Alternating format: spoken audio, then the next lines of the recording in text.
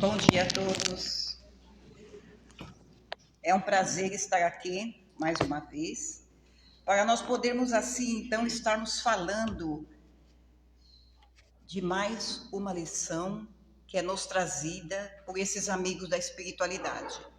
E que nós possamos assim, verdadeiramente, sermos fiéis a tudo aquilo que Jesus nos ensinou. E nós então vamos fazer um comentário, uma exposição sobre uma lição que se encontra no livro Justiça Divina, como já foi falado aqui pela nossa amiga. Esse livro ele chega até nós através da mediunidade de Francisco Cândido Xavier. E o Espírito que traz a mensagem a nós realizar aqueles impulsos que nós temos de amor e de compreensão em relação a essas pessoas que aos nossos olhos elas parecem estar em erro. Porque hoje, observemos bem, hoje aquele que nós criticamos e destratamos pode ser amanhã o apoio que nós necessitamos. Pensemos bem nisso, porque a gente precisa ver como que nisso há uma grande realidade. Porque muitas vezes aquele parente difícil que nós temos e que nós tanto criticamos pode ser o único que nos ajude numa hora difícil. Quem pode dizer que não? Quem pode dizer que numa hora difícil, aquele parente que nós tanto criticamos não venha nos estender a mão, que nós desprezamos, muitas vezes não está lá no nosso leito de dor nos ajudando. Aquele vizinho, sabe aquele vizinho que nós não suportamos, que nós não podemos nem ver a cara dele? Ele pode ser sim, amanhã, um amigo que nos livrará de algum mal. Aquele colega de trabalho, ou então aquele chefe que nós olhamos com desprezo e não queremos nem ver na nossa frente, pode ser sim a pessoa indicada que vai nos salvar de enormes perigos.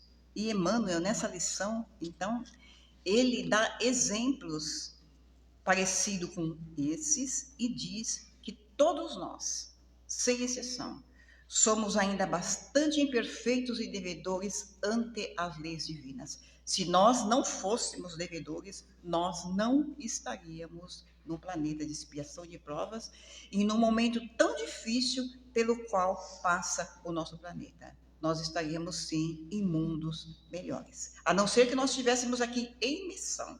Aí sim nós estaríamos aqui.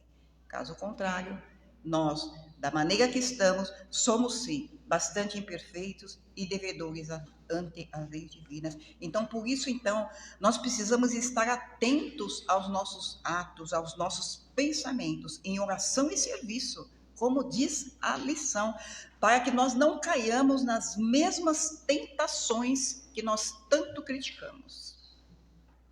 E a lição, ela fala bem que nós só vemos os erros alheios. Nós só conseguimos pontuar os erros alheios. Apontamos o dedo para aqueles que aos nossos olhos estão em erro. E nós? E nós, nas nossas atitudes, os nossos pensamentos, então, que ninguém é capaz de ler lá o que nós estamos pensando. E nós, dos nossos pensamentos? Como que nós estamos agindo em relação às pessoas? Jesus, lá no Sermão da Montanha, ele queria então nos chamar a atenção para os perigos da crítica e dos julgamentos precipitados que nós pontuamos. Ele diz para nós: por que vês tu o argueiro no olho do teu irmão e não vês a trave no teu olho? E que a gente entenda bem que, segundo o dicionário, o argueiro é uma partícula pequeníssima, é um cisco, e a trave já não. A trave, ela significa um grande tronco. Porque, na verdade, muitas vezes nós vemos o erro pequenino no próximo e nós escondemos o erro enorme que nós temos, que faz parte de nós ainda. E com um agravante, nós temos conhecimento. E só para dar um exemplo, então, nós costumamos, quando nós vemos na televisão ou em algum caso, nós costumamos criticar aqueles que fazem uso de drogas ilícitas. Nós dizemos que eles são marginais. E esses que criticam, muitas vezes estão com o cigarro lá, entre os dedos. Qual é a diferença? Não é droga do mesmo jeito? Ou então, estão com o copo de bebida na mão e estão lá criticando. Ou então, se entregam a tudo quanto é tipo de pornografia e maledicência e estão criticando. E agora nós perguntamos, qual é a diferença que existe entre os que usam drogas ilícitas e os que usam drogas lícitas? Qual é a diferença?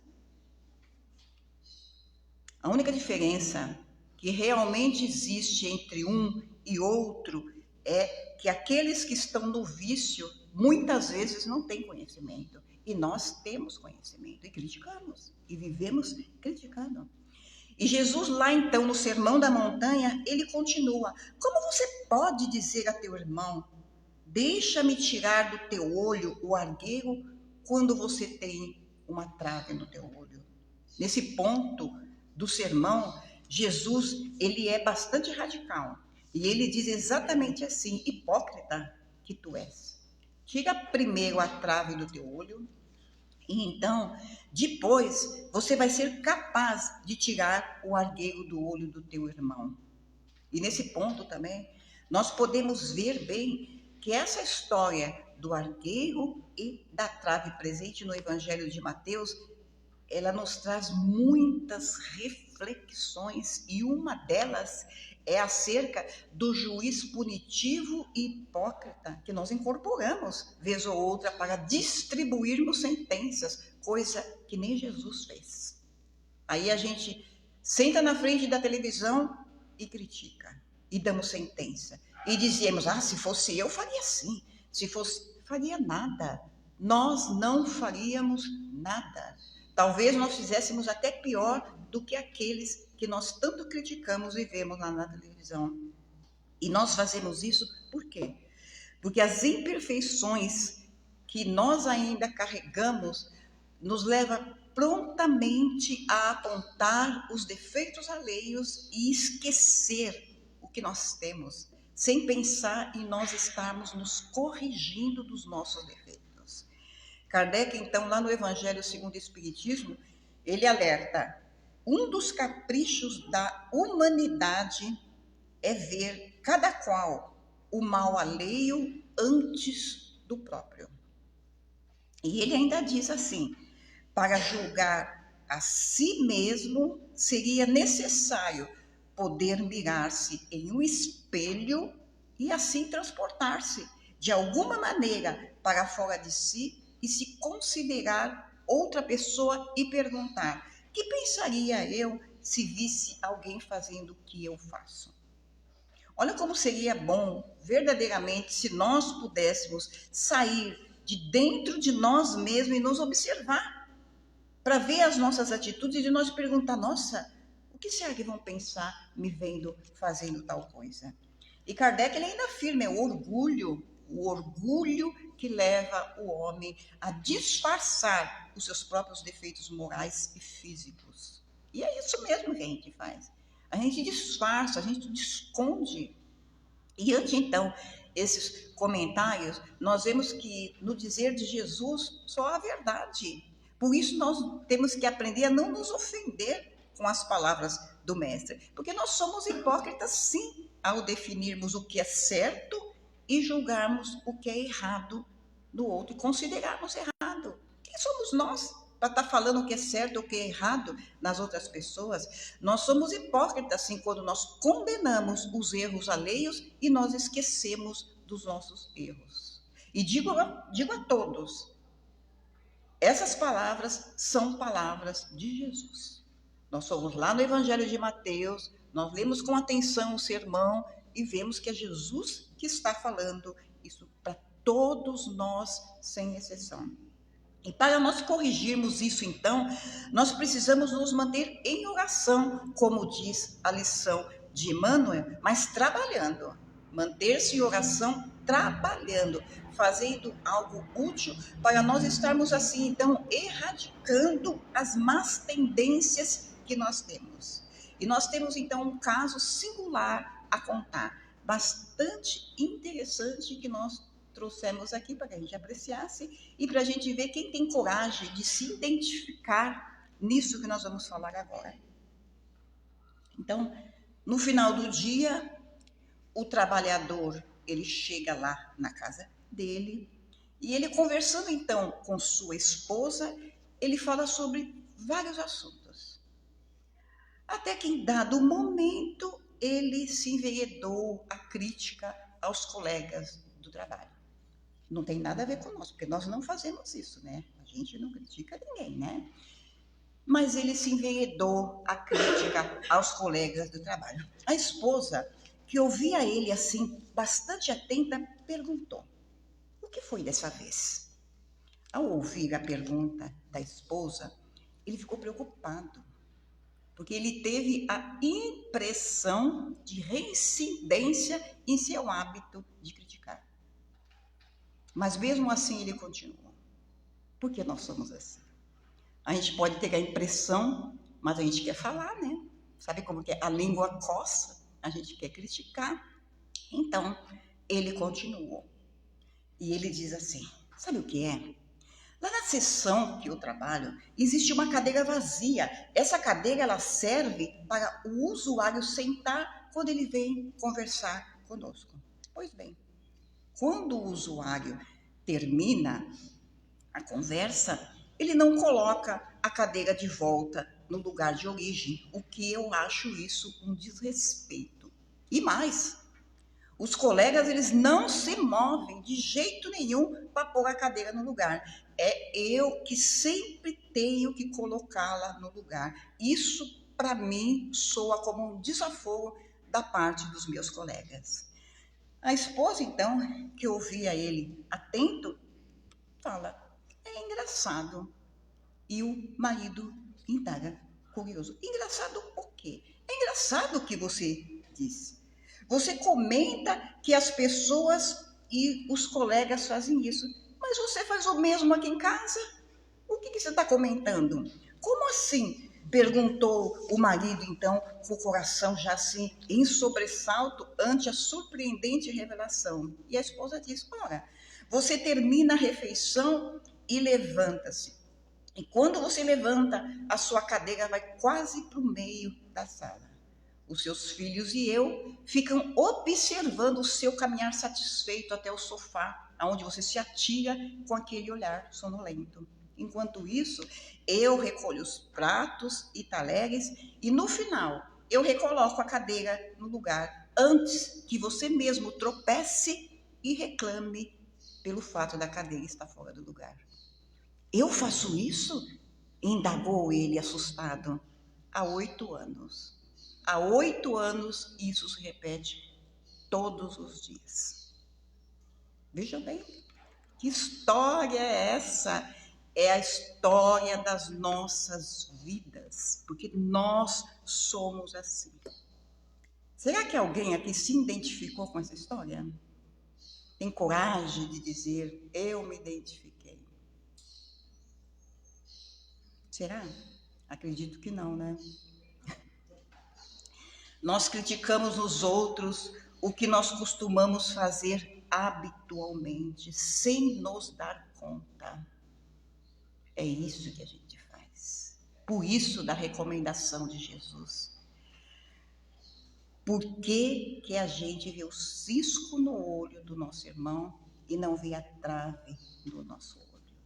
E é por isso que Kardec e os espíritos também nos alertam, para que nós saiamos de nós mesmos e vemos o nosso comportamento, observemos o nosso comportamento. Com isso, então, nós veremos que não tem nada a criticar em ninguém, seja lá qual for a situação, não tem nada a criticar. Jesus, quando ele recomenda a nós o não criticar, ele apenas diz isso para que nós não caiamos no ridículo. Porque se nós insistirmos em estarmos criticando, nós estaremos sendo hipócritas, gente. Hipócrita. E o que é ser hipócrita? Segundo o dicionário, hipócrita é aquele que demonstra uma coisa quando sente o outro ou pensa. Isso é ser hipócrita. É aquele que dissimula a sua verdadeira personalidade, que demonstra uma virtude e uma qualidade que ele não tem. Ele também é falso e é fingido. Veja só quantas definições há nessa palavra. Como vemos, é uma palavra forte, uma palavra que tem um sentido pesado, que até incomoda a nós, não é? No entanto, Jesus a usou várias vezes, querendo nos dizer quantos malefícios nós causamos a nós mesmos quando nós apontamos a atitude do próximo como erro. Quantos aborrecimentos nós trazemos a nós mesmos quando nós criticamos o outro? Porque quando a gente critica o outro, a gente acha que a gente é melhor do que o outro. Quantos conflitos poderiam ser evitados se nós aprendêssemos de verdade a respeitar o próximo como nós queremos que nos respeitem? Os espíritos superiores, em uma das lições, então, que tem lá no Evangelho segundo o Espiritismo, eles dizem para nós: sede severos para vós mesmos e indulgentes para com as fraquezas alheias. Porque isso também é uma forma de caridade. Olha lá, nós querendo fazer grandes caridades fora de casa, querendo dar aqueles alimentos que já estão tudo vencido para os outros comer, porque nós vamos jogar fora. E a verdadeira caridade, ela é feita e nós olharmos para os nossos defeitos severamente e vermos naquilo que nós precisamos estar mudando. Isso é caridade. Todos vós, os Espíritos falam, tendes más tendência a vencer, defeitos a corrigir, hábitos a modificar. E isso é uma grande verdade, porque todos nós estamos aqui aprendendo, nós estamos querendo fazer o melhor, e quem está aprendendo erra. Nós erramos, então nós não temos nada a criticar. E se nós mesmos erramos, então com que direito nós vamos julgar os outros? E isso acontece muito dentro dos nossos lares. Estou aqui pensando que muitos vêm aqui querendo um consolo e a gente só está falando coisa difícil para a gente estar ouvindo. Mas é verdade, através de nós corrigirmos os nossos erros, é que nós vamos aprendendo a fazer melhor. Acontece muito a crítica dentro dos nossos lares, porque é um querendo se meter na vida do outro, se achando no direito. E isso acontece muito em relação à esposa, ao esposo e principalmente os filhos. Nós queremos que eles ajam de acordo com aquilo que nós achamos que é certo. E nós que somos mais antigos ainda dizemos assim, no meu tempo, é isso que a gente fala, gente. O nosso tempo passou, ele está passando. O tempo é outro. Mas nós criticamos os nossos filhos. E quando eles querem fazer diferente do nosso tempo, nós criticamos. E nem percebemos que a crítica, ela irrita. Imagina a gente ser criticado. A crítica irrita, ela deixa com raiva e afasta de nós aqueles que nós dizemos que amamos.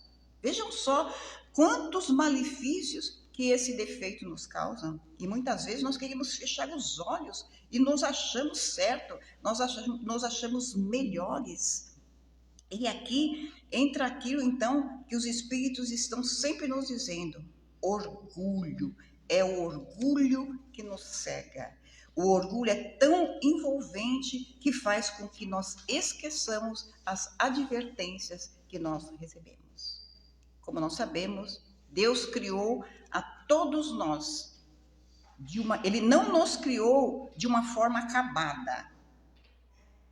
Ele criou a todos nós de uma mesma maneira, simples na constituição física e ignorante das leis universais. E cabe a cada um de nós buscar, através dos seus próprios esforços, as conquistas que nos levarão um dia ao nosso maior objetivo, que é a felicidade, a paz. Nós somos co-criadores, sim. Essa é uma atribuição que nos foi dado por Deus. E isso permite com que nós ajudemos no progresso da humanidade e a gente também progrida junto. Essa é uma das atribuições que nós temos. Por isso é importante que nós nos mantermos sintonizados com Deus através da oração. A oração, quando ela realmente é sincera, ela nos afasta das tentações, das críticas, daquele olhar severo que nós temos em cima das pessoas. Mas como Jesus disse, nós não precisamos fazer longas preces, porque não é do muito falar que nós seremos ouvidos. Nós não precisamos falar alto, nós não precisamos gesticular. A gente não precisa falar palavras bonitas. Nós não precisamos nos ajoelhar em ato de humildade, porque a humildade ela não está nos atos exteriores. Ele disse, quando orardes, entrai para o vosso aposento e orai em secreto, uma vez que o Pai, que vê tudo em secreto, vos atenderá. Olha a simplicidade das palavras de Jesus. Orar em secreto. Quando Jesus disse para que nós, quando fôssemos orar, entrássemos para dentro do nosso aposento, ele não está falando do aposento físico. Ele não está falando da nossa sala, do nosso quarto ou de qualquer outro lugar que a gente quer entrar. Ele está falando do nosso mundo íntimo, daquele sentimento que nós trazemos dentro do nosso coração. Segundo Jesus, o que nós precisamos fazer é voltarmos para dentro de nós mesmos, esquecendo o exterior. Aí sim, nós, com nós mesmos, conseguiremos falar com Deus. Então, amigos, ante tudo isso, se nós levantarmos pela manhã e nós dissermos apenas assim, obrigado, Senhor, por mais esse dia, que eu possa, de verdade, fazer o melhor que eu posso. A oração já está feita. Não precisa mais nada. Se nós falarmos isso com a sinceridade do nosso coração, acabou. Não precisa de mais nada. E se nós juntarmos a isso, o verdadeiro esforço e nós querermos ser melhores, aí sim, nós estamos fazendo uma conexão salutar com Deus. Diz um ditado antigo que arar é orar. Arar, para quem não sabe, é o símbolo do trabalho no campo. Aquele trabalho que se mexe com a terra. Então, sendo assim, trabalhar é orar. E é isso que Jesus fala para nós. É isso que os Espíritos falam para nós. Agora, vamos imaginar como ora um médico cuidando do seu paciente. Ele está trabalhando, ele está orando. Como ora um médico cuidando do seu paciente, lidando com esse paciente na tentativa de salvar-lhe a vida, de devolver-lhe a saúde. Imaginemos então a oração lá do lavrador, aquele que coloca a semente, na sua simplicidade, lá na terra, que é desconhecido, é uma pessoa assim desconhecida de todos nós. Ele coloca a sua sementinha lá na terra, espera aquela sementinha germinar e depois de um tempo essa semente ela se transforma em pão que vai matar a fome de alguém. Essa é a oração do lavrador. Oração também é aquele esforço da professora dela ensinar as primeiras letras a uma criança. Gente, é como tirar água de pedra. É bastante difícil.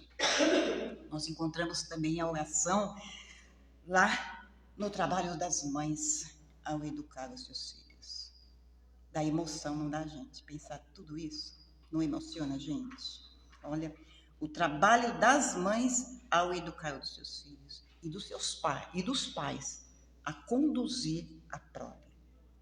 Os espíritos, eles nos ensinam que toda educação útil toda ocupação útil é trabalho. Então, todas as coisas maravilhosas que nós realizamos em nome do bem é trabalho, é oração. Como, por exemplo, alguém que leia um bom livro, que faça um alimento, que passe um café, está em oração.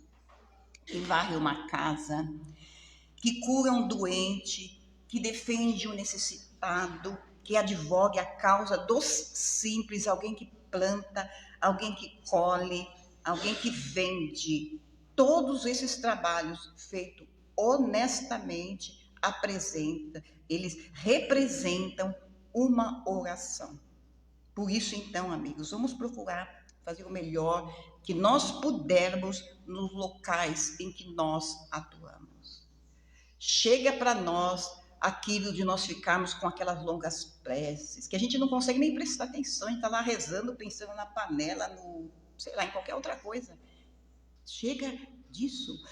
A melhor oração que nós podemos fazer, é trabalhar de verdade no bem, mesmo que seja varrendo uma casa. Vamos procurar esquecer, então, todo mau pensamento que queira nos envolver e toda maledicência em relação ao próximo. Nós estamos em busca da felicidade e da paz, nós estamos em busca disso. Mas aquele que está lá na Cracolândia, que nós tanto criticamos, também estão em busca da paz e da felicidade, que nem nós.